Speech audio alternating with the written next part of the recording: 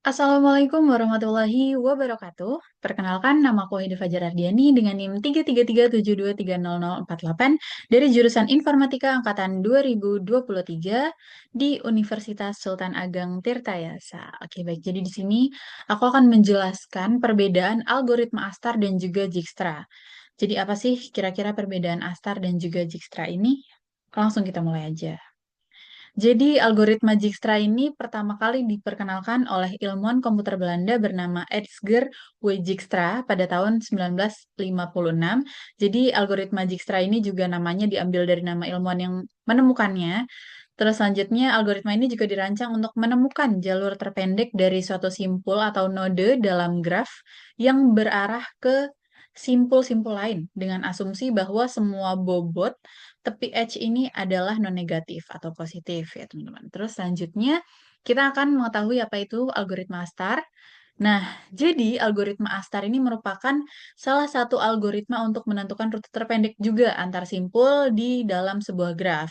Dan Astar ini mirip dengan algoritma Dijkstra, namun dia ini menggunakan fungsi heuristik. Jadi Astar ini pengembangannya dari algoritma Dijkstra. Jadi contoh simpelnya tuh kayak gini teman-teman. Misalnya kita punya graf seperti ini, kita punya graf, kemudian kita mau jalan dari S ke A. Kalau misalnya kita menggunakan algoritma Dijkstra, dari S ke A itu dihitungnya cuma 7. Jadi kita cuma ngitung yang warna merah ini. Kita cuma ngeliat warna merah ini kalau misalnya kita pakai algoritma Dijkstra. Kalau misalnya kita mau ke D, berarti kan kita melewati S, A, D. Nah, kalau pakai Dijkstra, berarti kita hanya menghitung yang warna merahnya aja atau edge-nya yang dilewatin. Jadi 7 sama 4. Nah, jadi algoritma Dijkstra itu cuma ngitung garis-garisnya aja. Kita nggak memperhatikan nilai dari setiap nodes-nya. Berbeda dengan algoritma Astar, kalau algoritma Astar tuh misal kita mau ke S, kita dari S mau ke A. Berarti kita harus menghitung 7 tambah 9. Kenapa ditambah 9, Kak? Jadi kenapa ditambah 9? Nah, 9 ini kan nilai dari si A ini. Jadi kita harus menambahkan. Jadi ditambahkan dengan nilai nodes tujuannya. Kayak gitu. Terus misalnya kita mau ke D, jadi kan kita ngelewatinnya S, A, D. Jadi kita tambahin dulu nih jalan yang dilewatin apa aja, 7 sama 4 kan, 7 sama 4, kemudian ditambah. Kita tujuannya mau kemana sih? Mau ke D. Nah, D ini nilainya berapa? 8. Berarti 7 tambah 4 tambah 8 sama dengan 19. Nah, jadi itu contoh simpelnya aja. Sebenarnya tuh nanti ada tabelnya untuk short path ya, menentukan di algoritma Dijkstra ini ada shortcutnya mungkin kita akan bahas di lain waktu. Jadi kita sekarang langsung masuk ke implementasi kodenya. Oke, jadi di sini tuh aku mau bikin kayak Google Maps gitu. Jadi kita akan menentukan jalur terpendek dari suatu tempat ke tempat tujuan. Nanti aku akan bikin case kemacetan gitu. Jadi dia nanti akan menentukan jalan alternatifnya. Nah, di sini aku menggunakan Google Colabs, Python ya tentunya kita menggunakannya. Sebelumnya kita harus menginstal pip install upgrade OSMNX-nya ini untuk nanti akan mengambil denah dari OpenStreetMap kayak gitu. Ketika kita udah menginstal, baru nanti di bawahnya ini kita akan buat sebuah kode yang dimana import OSMNX-nya ini yang tadi kita akan mengambil gambar atau kita akan mengambil data dari si OpenStreetMap, kemudian network SNX-nya ini juga kita akan tulis. Dia ini akan melakukan pemrosesan graf dan pencarian jalur terpendek. Dan selanjutnya ini import matplotlib ini untuk visualisasi jalur yang ditemukan nantinya. Nah, kita mulai dari koordinat titiknya dulu. Di sini aku akan ngambil daerahnya itu di Bali. Dan koordinat titik asalnya itu dari Bajra Sandi Monumen dan Pasar Bali. Kemudian destinasinya itu kita akan ngambil di Pantai Kuta Bali. Jadi kalau misalnya ini kita langsung lihat di Maps, itu sebenarnya jaraknya nggak terlalu jauh, kayak cuman 30 menit. Jadi aku akan ngambil segitu aja, dan di sini tuh nggak ada minimal eh, jaraknya ya teman-teman, jadi bebas. kalian mau ngambil yang jaraknya 40 kilo atau 50 kilo bebas. Jadi ini aku ngambil dari Bajra Sandi Monumen dan Pantai Kuta Bali. Ini aku ngambil yang emang udah terkenal. Jadi kan kita tahu, oh jadi dari sini ke sini ya kayak gitu. Nah, di sini kita akan mengambil jalan dari OpenStreetMap di Bali menggunakan OX Grabs from Place. Nah, di sini Bali Indonesia. Kalau bingung OpenStreetMap tuh kayak gimana bentukannya nih, aku liatin ya teman-teman. Open Street Map. Nah, jadi bentukannya kayak gini. Misalnya kita cari Bali. Nah, nih. Jadi hampir sama kayak Google Map. Jadi Pantai Kuta tuh daerah sini, daerah pinggiran gitu, daerah pinggiran karena dia pantai ya tentunya pinggiran. Kemudian eh yang tadi apa namanya Bajra Sandi Monumennya itu ada di daerah sini, pokoknya tengah-tengah gitu. Oke, sekarang kita lanjut ke kodenya. Setelah kita mengambil data dari OpenStreetMap, kita pastikan itu hanya mengambil komponen terbesar. Jadi kita menghindari jalan yang terisolasi. Seperti ini ya teman-teman, kita pakai large USCC, max kayak gini. Kita mengambil komponen yang terbesar dan juga kita akan menemukan node terdekat menggunakan OX distance nearest nodes ini. Kayak gitu dan kita akan menggunakan koordinat X dan juga Y. X dan juga Y. Dan nanti kita tuh juga bakal outputnya nanti akan terlihat kemacetannya di titik mana, kemudian kita itu melewati jalur mana, itu nanti akan terlihat di koordinat X dan juga Y-nya ini. Seperti itu. Ini origin node ini berarti dia titik awal, destinasi ini tujuannya. Selanjutnya, jalur terpendek kita akan menggunakan dua algoritma, yaitu algoritma Astar dan juga algoritma Dijkstra. Nah, di sini kita pakai short route Astar. Ini kita akan menentukan jalur terpendek menggunakan Astar, kemudian kita menggunakan short route Dijkstra, berarti kita akan membuat jalur terpendek versi algoritma Dijkstra.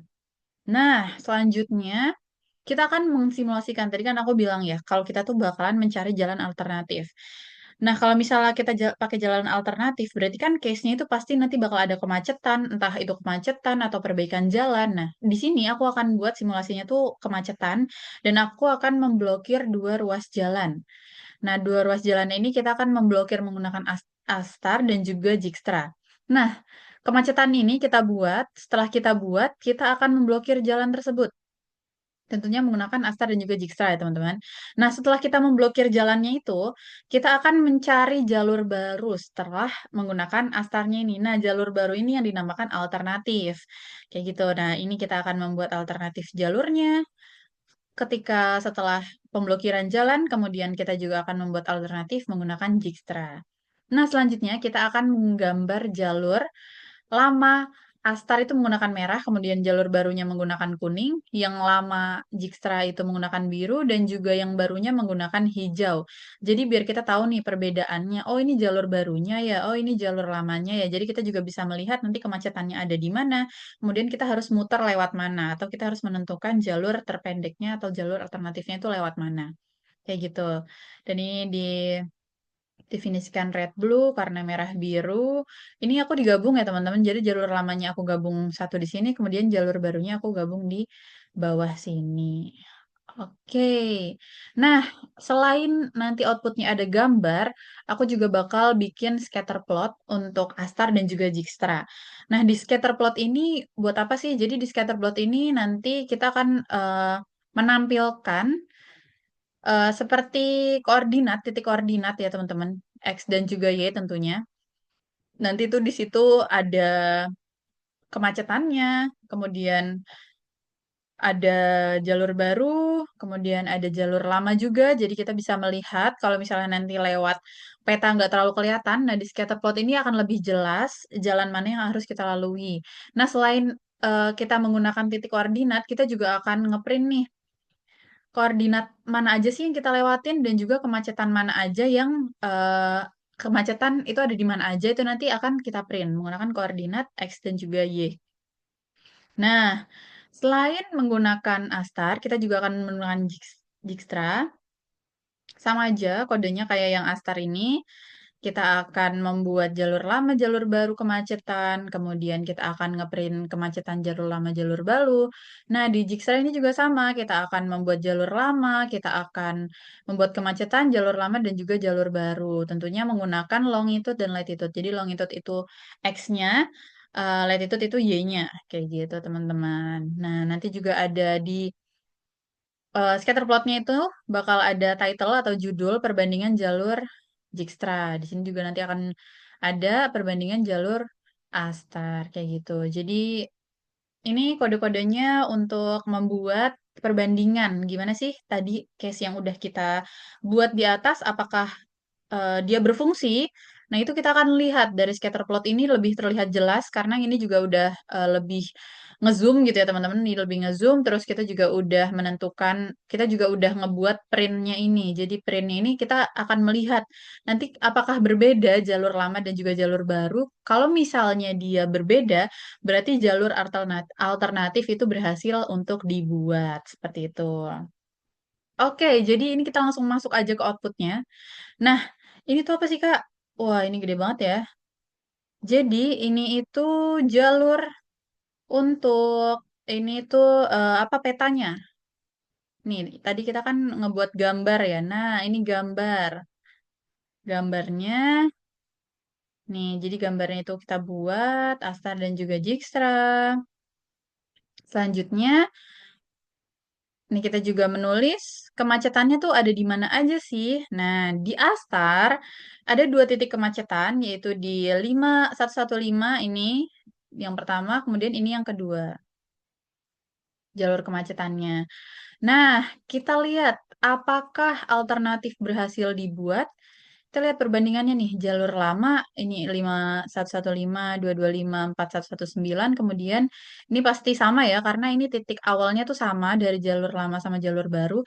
Kita lihat di titik yang kedua, apakah sama atau berbeda. Nah, kita udah bisa lihat nih, dari awal aja udah beda. Belakangnya 16, ini belakangnya 02. Nah, jadi kita berhasil membuat jalur jalur alternatif menggunakan Astar ini. Kemudian kita lihat titik yang kedua, ini juga berbeda. Ini juga berbeda ya teman-teman. Jadi kita berhasil membuat jalur alternatifnya.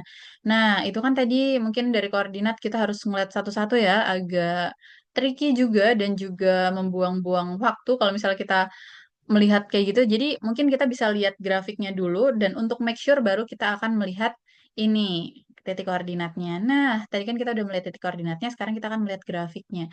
Jadi kalau jalur lama itu kita melewati yang biru ini. Nah, sedangkan di jalur biru ini dia ada kemacetan, ada kemacetan. Jadi kita harus melewati jalur yang baru, yang merah ini. Jadi kita harus mutar ke sini, kayak gitu. Sama juga dengan Dijkstra. Ini kita buat koordinat kemacetannya ada dua, di 115 belakangnya 19, kemudian 08. Nah, ini pokoknya ya. Ini untuk kemacetan yang Dijkstra. Terus ini untuk jalur lama dan juga jalur baru. Sebelumnya kita lihat dulu grafiknya. Nah, di grafiknya ini harusnya kita lewat yang kuning-kuning ini, teman-teman, karena di sini ada kemacetannya, ada merah-merah ini. Jadi kita harus lewat muter kayak gitu. Baru kita nyampe ke sini. Nah, kita baru nyampe ke daerah sini. Dan kita buktikan dengan titik koordinatnya, benar nggak sih? Kalau misalnya jalan alternatif itu berhasil dibuat untuk menghindari kemacetan. Nah, kita lihat di jalur lama tuh, dia 115 belakangnya 16 dan yang jalur barunya belakangnya 02. Oke, berarti benar ya. Ini juga belakangnya 63, kemudian jalur barunya 75. Kita lihat yang ketiga, ini juga tentunya udah berbeda ya, teman-teman. Nah, oke, jadi itu dia eh, kode dan juga outputannya untuk penerapan algoritma Astar dan juga Dijkstra untuk menentukan jalur terpendek dengan case-nya adalah dua titik kemacetan. Dan kita udah berhasil membuat jalan alternatifnya, dibuktikan dengan scatter plotnya ini dan juga print titik koordinatnya. Mungkin cukup sekian dari aku untuk penjelasan perbandingan algoritma Astar dan juga Dijkstra. Semoga ilmu ini bermanfaat. Terima kasih. Mohon maaf jika ada kekurangan. Wassalamualaikum warahmatullahi wabarakatuh.